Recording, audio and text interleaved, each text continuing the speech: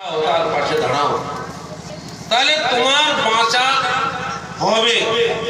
আর তুমি যদি না বাঁচো, ওদের না বাঁচাও, তুমি একদিন বাঁচতে পারবে না।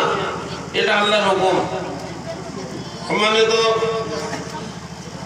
মজলিসে হাজিরিন মজলিস, আজকে আমাদের একের পর এক যে ঘটনাগুলো শোনাচ্ছিলেন, এই আমফান, এই আয়াস, এই যশ, কত ধরনের উপরের পক্ষ থেকে আমাদের উপরে যে আসছে, বিপর্যয় আসছে।